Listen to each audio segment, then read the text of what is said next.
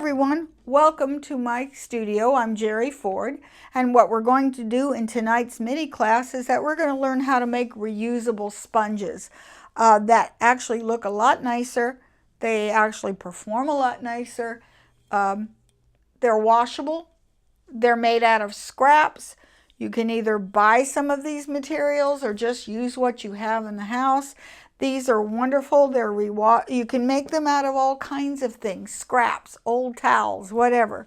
So come along with me on this journey to recycling and let's get started. First thing you're going to want is some kind of terry cloth, or you could also use old towels that are lying around the house that are ready to go into the rag bin, but if they're half decent, you know what, cut them up. These also work really good if you want to use bath scrubbies. You can actually get an extra towel to match the set of towels that you have in the bathroom. Get an extra hand towel, and then you've got enough there to make at least 6 or 8 scrubby sponges with it. So it doesn't take much. This is just regular terry cloth. Yeah, I like to use polyester binding, and the higher the loft, the better. And polyester, what I like about polyester is that it dries quickly and it isn't going to smell as bad, you know, if you don't get it rinsed out. It also rinses out real easily too.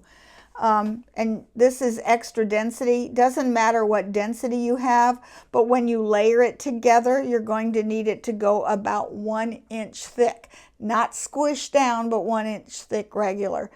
You can use 3, but 3 layers on this one. It's exactly it's a slightly less. It's maybe 3/7/8. I'm going to add an extra 4th one, just so long as it's about 1 inch thick. You can also use foam that you get from Joann's or the Hobby Lobby, Michael's, any of those craft outlet stores. You can use that. You need scraps of fabric. 1 layer is all you're going to need, and you can make this sponge any size, but I'm going to use 4 inches by 6 inches because it's just easier to cut it with the rotary cutter. And it's quicker, especially if you're making a lot of them.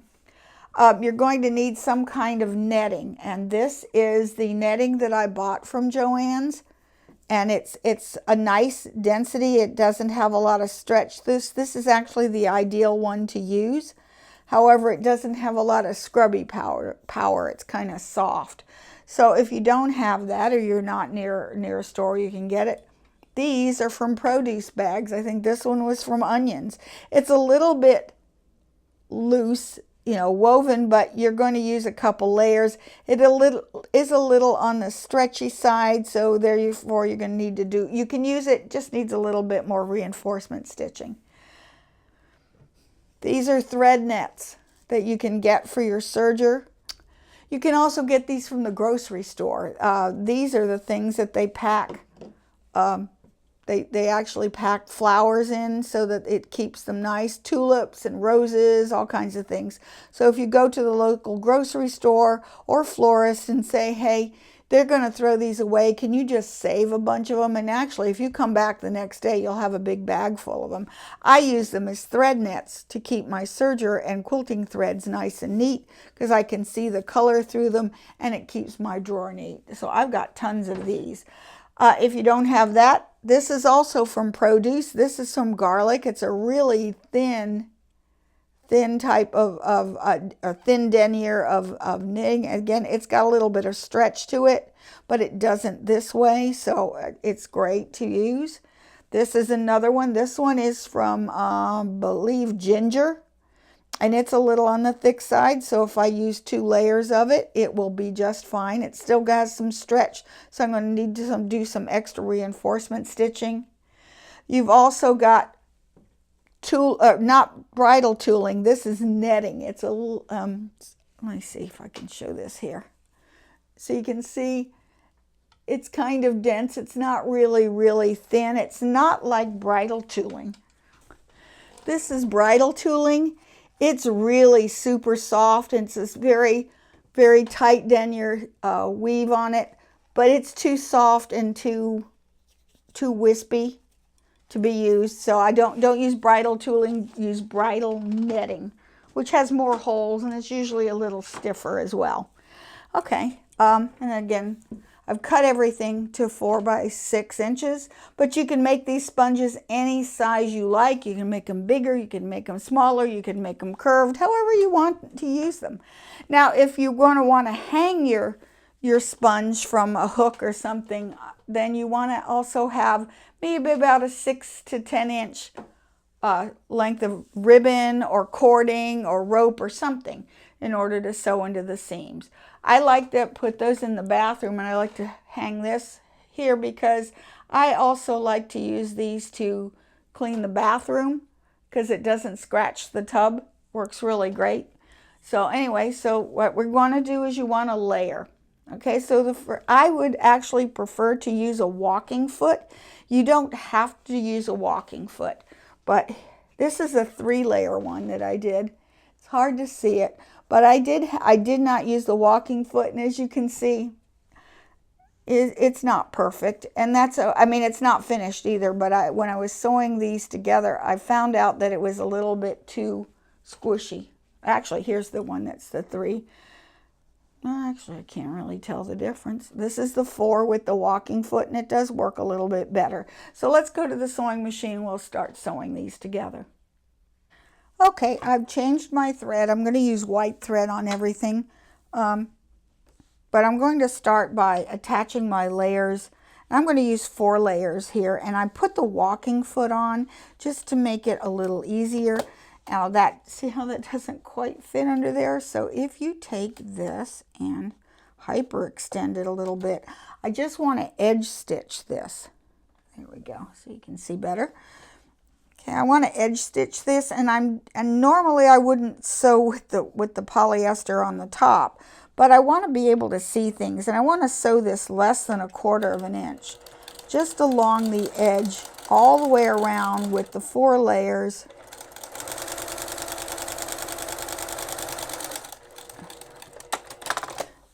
And I'm checking, and see, I missed. It's okay. So if you miss, you can always come around to the other side and catch them all. And see, they like to, polyester is going to want to shift on you. And this terry cloth wants to stretch. It's okay, I'm going to trim it away. Don't fret about being that perfect 1/4 of an inch, and don't fret about everything being just perfect. And I like to sew opposite sides first, so that I make sure everything lines up. Okay, here we go. This is just an edge stitch, and the reason I'm doing this just makes it easier to turn it when you put the thing together. Right along the edge, and this way you can check that you've got them going, and I'm going all the way around. I know when I put them together, oh, see how that didn't go? I'm just going to stretch that over and do it again. Get it in right at the edge. There is no quilt police checking you here. And even if you miss some of the inside layers, it's no big deal because you're going to be doing some extra stitching, some top stitching later that's going to secure these layers together.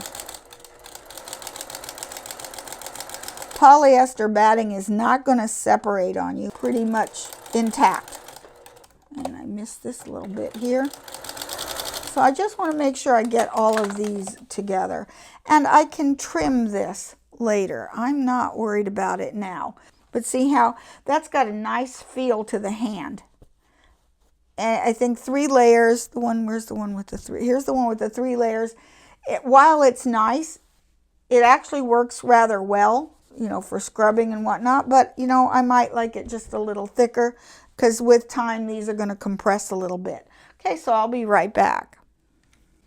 Now, if you'd like, after you've sewn this, because this is just so that it's going to make it easier to turn, but if you like, this is not necessary to do this, but if you want to reduce the bulk of your seams, then go ahead and trim away some of the batting. Sort of turn your scissor at a 45-degree angle and just remove some of that batting. It's not necessary to do that, but it just makes things a little easier. And so Okay, so now we're ready to put the netting together. Okay, so I'm going to use this purple one here. And I think I'm going to use 2 layers of it. Yeah, 2 layers of it. So I'm just going to use my walking foot to just sew right along the edges. Right along the edge, and you can see and see how it wants to draw up, but that will be fine once it is sewn in. So it's okay if it draws up a little bit. But you want this kind of firm.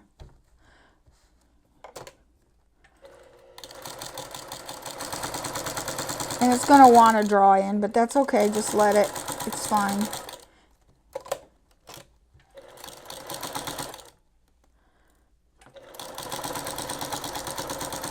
Okay. And then I'm going to use my not so good scissors for this. I'm using paper scissors. I don't want to ruin my shears. And then I'm just going to turn it on the back and trim the excess away because it's a little bit on the too much. Now this, you only have to do this for those netting bits that are stretchy, like this knitting from this one was ginger, I believe, is what this was from. You need to stretch it back out, put it right sides together. Okay, and then I'm going, whichever is shorter. Like I said, these do not have to be perfect. I'm going to clip these together. And I'll probably leave an opening on this side here. So I'm going to pull that out a little more. I'm going to start stitching, right? Pull that clip out. Clip's in the way.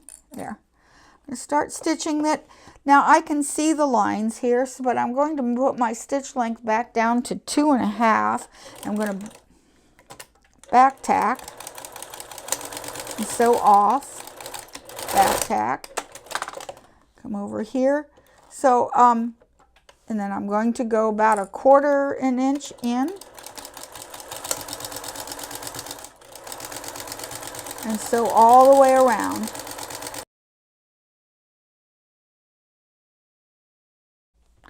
Okay, on second thought, go ahead and leave your opening on the long side. I had to open it up. It was too tight to get it through that little skinny opening on the side. It wasn't happening. So I had to open it up over here. And again, you're going to pull it through. Yeah, so much easier to grab it and turn it now.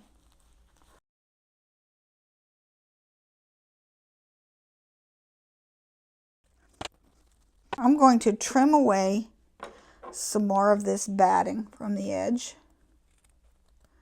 Got way too much here. I just want the batting out of here. It's too thick. Okay, I want to turn this. And you can either do this by hand or just simply top stitch it down. So I'm just going to reach inside and edge stitch this all the way around.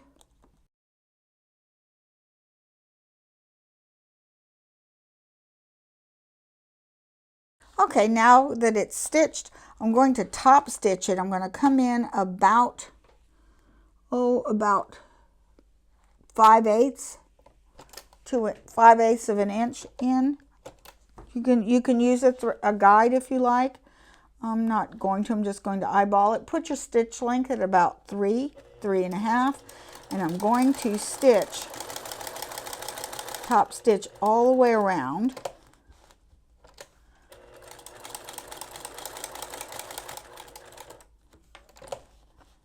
Just on the inside. So just push it down as you go.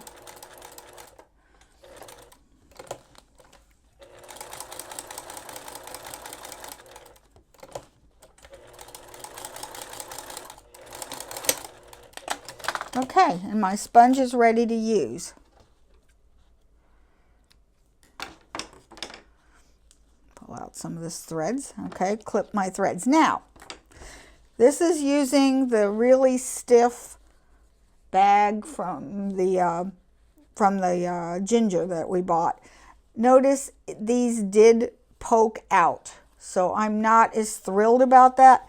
Is it usable? Yes. Is it super pretty? No. But you know what? It's gonna look a lot worse after I scrub some pots and pans. Let's try this stuff. Okay.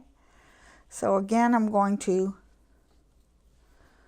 stretch it. If you stretch it pretty good, it's going to stay open for a while. I am actually going to sew this on, then cut it.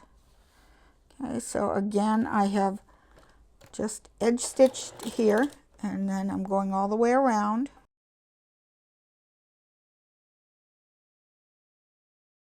Okay, and so yeah, it's a little bit elasticy, but you know, once it's sewn into the sponge, it's going to be fine. Then I'm going to use my not so good fabric scissors. These are just actually paper scissors to trim away any excess. So this one is using the one from I think this one's from garlic, or from the flour place. Okay, so again, I'm going to put these right sides together and clip them. Netting against the toweling. Leave a space on the long side in which to turn it.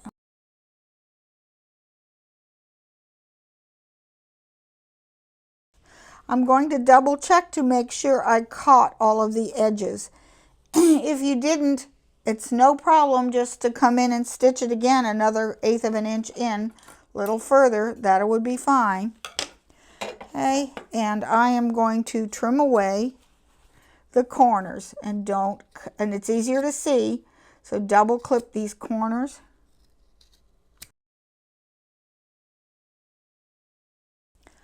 Right, I'm going to turn this right sides out, so when you've got the other side, you see you've got this.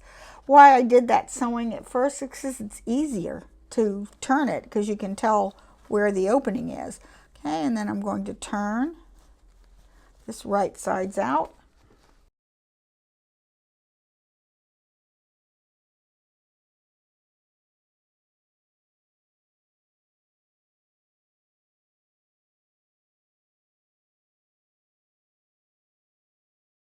And then I'm going to edge stitch this all the way around.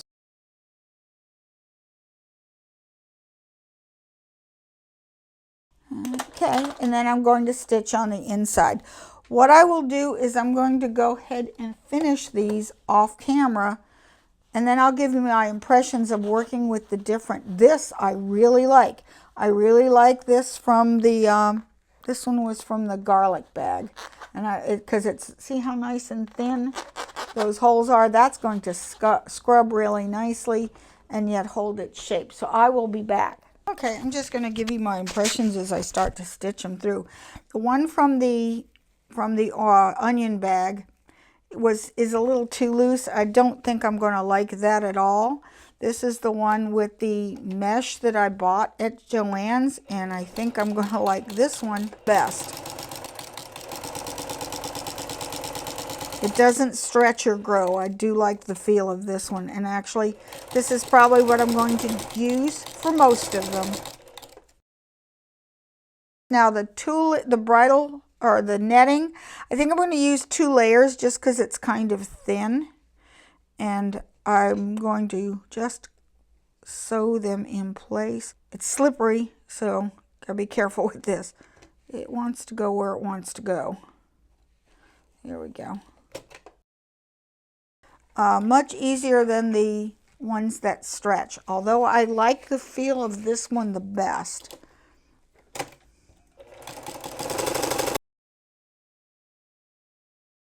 This one's nice too. I think actually next, as far as feel, I like this one. I'll come back when I'm done and I'll give you my impressions more. So now I'm going to trim these and sew them together just like I did the others. This one I like. This is the one with the mesh that I got at Joann's. And actually I sewed it from the fabric side and I sewed it 3/8 of an inch in, and to be honest with you, I think it looks nicer. It's squarer, and I think that's because the mesh did not stretch on me, and it turned out really well. Okay, here's the one I have with the netting, the brown netting, 2 layers of netting, as well as the, and I think this is just the 3 layers of the batting. Okay, so I'm going to start at this long end, and I'm going to, now I noticed I used 1/4 of an inch, so if I come in even further, I have a little bit of overhang here, but that's okay. And I'm going to start about an inch away. I'm going to sew about a 3/8 of an inch seam, and I'm going to put that stitch length down to 2.5.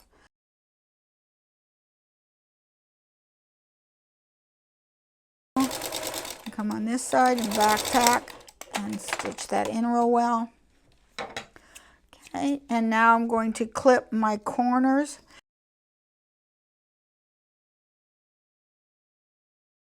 Okay, I'm going to turn it right sides out.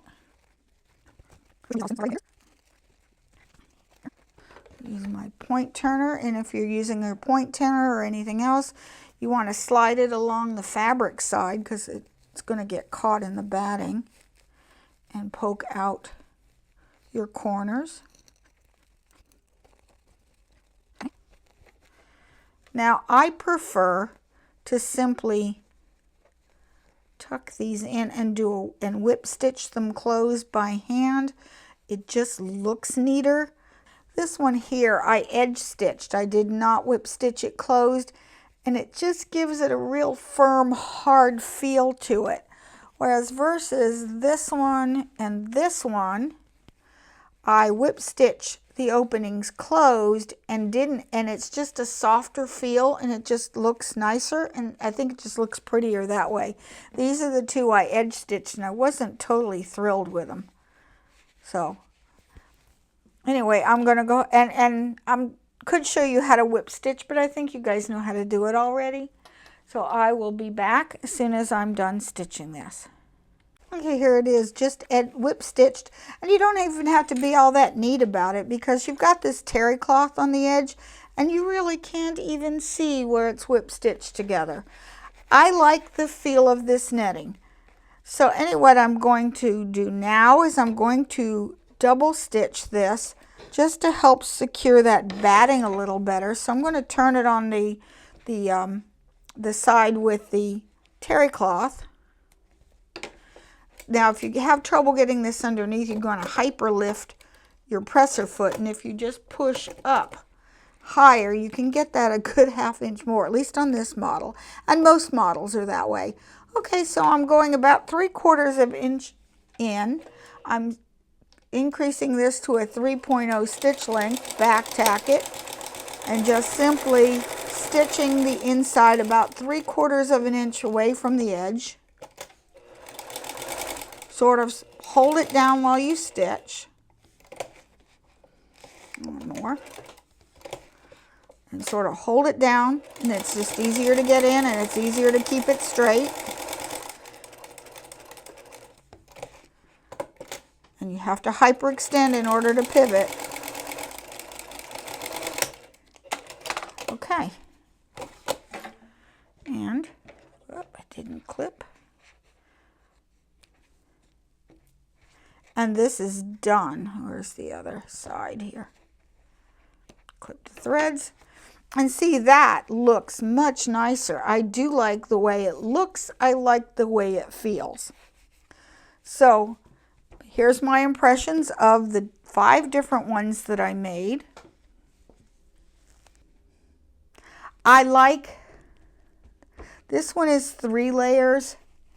And this is where I used the 3 layers of the batting, and it wasn't quite as thick as the others, and it's just a little thinner, but it is acceptable.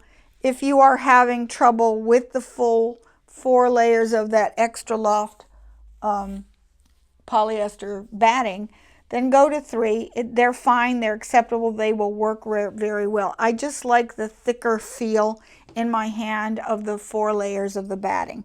Okay, so now as far as, so that's about the batting. Cotton is cotton, that's fine.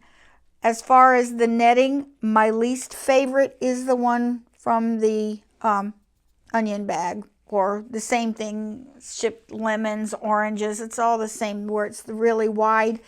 This actually is going to be nice. It feels good. It feels like it's going to scrub really well. I don't know how durable this wide weave, and it's already breaking. This is kind of the cheaper stuff bag. So that was my least favorite one. Okay, I like, as far as this one, I like better, and this one is just a little bit heavier of a netting. This is the one that I got from the Fresh Ginger. I like that. Okay, this one is actually going to work very well. I think this one feels fairly durable. Even though it was rather stretchy putting this on, that I liked, I'd say second. As far as the feel of it, this one is really soft, and this one was the easiest to stitch. It didn't stretch, it didn't shift around, it stitched very well. However, it's softer, so this is probably one that I will use like in the shower, for the shower or something like that, so that it's softer. It's not going to scrub pans as well, but this I think is good for the bath or the shower. And I do like that one. Okay, then and then this is the one from the garlic or the thread knittings. It's the same thing. This is this really dense one. It's really stretchy, but you don't need to stretch it that much. This, I think I will like it a lot better if I did not edge stitch it. Edge stitching is I think a bad idea. I would prefer, instead of edge stitching it here, I would prefer to whip stitch it, and I think it makes all the difference in the world. And then my absolute favorite one, I think, for everything is going to be this with the netting, the nylon netting. That's going to, you can see the pattern through it really well, and I think that's going to be a very good scrubber. I think this is one I want to use for potatoes. Of course, it's a good color for potatoes. This one I would probably also use for potatoes or scrubbing vegetables. That would be really well. This I think would, actually I think this would be good for pots and pans as well. This one would also. This one I think is just too thin, so I'm not going to use that anymore. So that's all there is to this. It's so simple. It was so much fun, and you can make lots of these. So as for durability, I will come back later on another Thursday night and let you know how well they held up to working with. I'll probably be next month, because I want to work with them for a while, and I want to make a whole bunch more and send them to my kids and my friends and see what they think of them and what they like better. So anyway, thank you so much for watching. Don't forget to like, subscribe, comment, and don't forget to hit the notification bell, and that way I can let you know when new videos are loaded. So have a great evening. Bye-bye.